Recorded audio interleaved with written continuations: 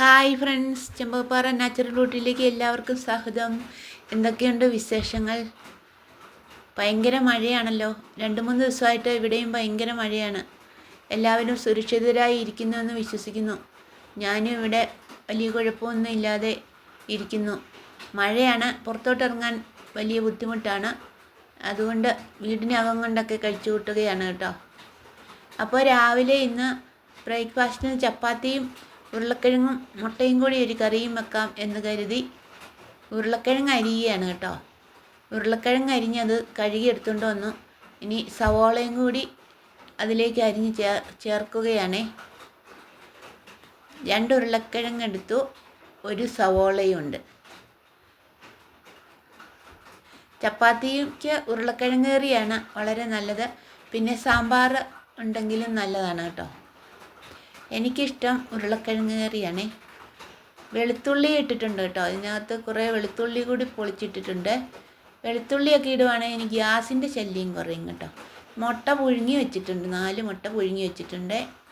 അപ്പോൾ ഇനി നമുക്ക് ഈ ഉരുളക്കിഴങ്ങ് കറി വെന്ത് വരുമ്പോഴേക്കും അതിനുള്ള അരപ്പ് നമുക്ക് തയ്യാറാക്കാം.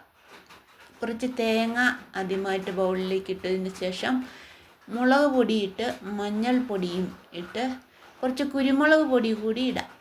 കുരുമുളക് പൊടി ഇടുവാണെങ്കിലും ഗ്യാസിൻ്റെ ശല്യമൊക്കെ ഒത്തിരി കുറയുവേ. കുരുമുളക് പൊടിയും കൂടിയിട്ട് കുറച്ച് പെരിഞ്ചീരകവും ചേർക്കാം. അങ്ങനെ വെള്ളം ഒഴിച്ച് നമുക്ക് അരച്ചെടുത്തുകൊണ്ട് വരാം. അപ്പോൾ കറി വെന്ത് വരുമ്പോഴേക്കും നമുക്ക് ചപ്പാത്തിക്കുള്ളത് കുഴച്ച് വെക്കാം. ആദ്യമായിട്ട് കുറച്ച് പൊടി എടുത്തതിന് ശേഷം ഉപ്പ് ഒഴിച്ചതിന് ശേഷം അതിലേക്ക് 1 സ്പൂൺ എണ്ണ കൂടി ഒഴിക്കാം. എണ്ണ ഒഴിക്കുകയാണെങ്കിൽ ചപ്പാത്തിക്ക് നല്ല മയവും ഉണ്ടാവും, നല്ല സോഫ്റ്റ് ചപ്പാത്തി ഉണ്ടാകും കേട്ടോ. ഉപ്പും എണ്ണയും കൂടി ഒഴിച്ച് പൊടിയും കൂടി ആദ്യമായിട്ടൊന്ന് മിക്സ് ചെയ്യാം.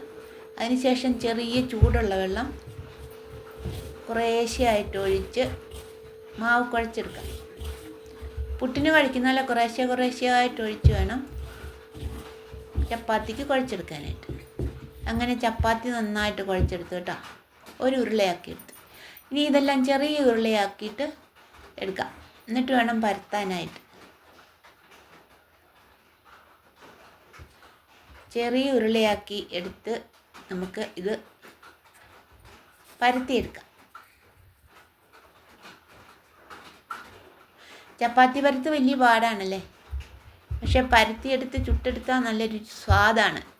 എനിക്ക് വലിയ ഇഷ്ടമാണ് ചപ്പാത്തി, പക്ഷേ ഇത് ഉണ്ടാക്കിയെടുക്കാനാണ് ബുദ്ധിമുട്ട് കേട്ടോ.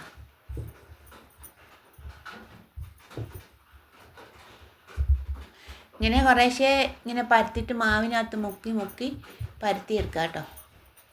എൻ്റെ ഒരു കൂട്ടുകാരത്തിയാണ് എനിക്കിങ്ങനെ പറഞ്ഞു തന്നെ കേട്ടോ, ഇങ്ങനെയാണ് ചപ്പാത്തി ഉണ്ടാക്കുന്നതെന്ന്. അപ്പോൾ ഇത് തടിയെ പിടിക്കുകയില്ല, നന്നായിട്ടിങ്ങനെ ഇളകിപ്പോരും. പൊടി അധികം ഇടുകയും വേണ്ട, പൊടിയിൽ മുക്കി ഇങ്ങനെ പരത്തിയെടുത്താൽ മതിയേ.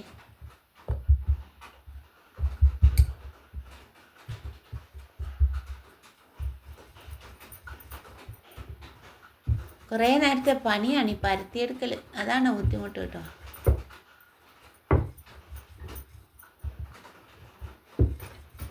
നന്നായിട്ട് കനം കുറച്ച് നല്ല സോഫ്റ്റായിട്ട് പരത്തിയെടുക്കുകയാണെങ്കിൽ നന്നായിട്ട് പൊള്ളിയും കിട്ടും.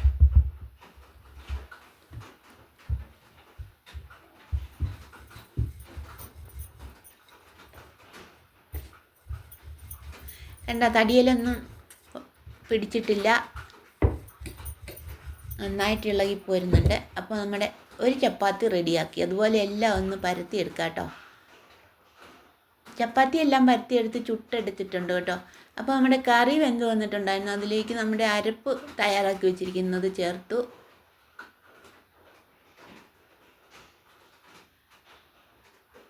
അതിലേക്ക് മുട്ടയും കൂടി തൊലി പൊളിച്ച് വെച്ചിരിക്കുന്നത് കൂടി ചേർക്കാം.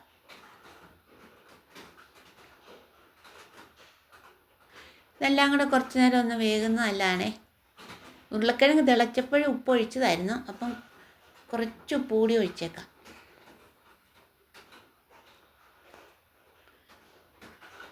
അപ്പം അങ്ങനെ ഇതെല്ലാം കൂടി ഒന്ന് കിടന്ന് ഒരു 5 മിനിറ്റ് നേരം ഒന്ന് വെന്ത് വരുന്നത് നല്ലതാണേ.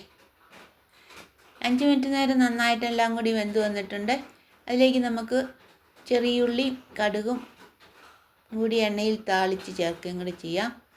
അപ്പോൾ നമ്മുടെ ഉരുളക്കിഴങ്ങ് കറി റെഡിയായി കേട്ടോ.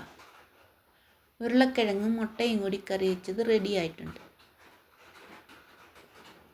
സ്വാദുണ്ടോ എന്ന് നോക്കാം. സൂപ്പറാണ് കേട്ടോ.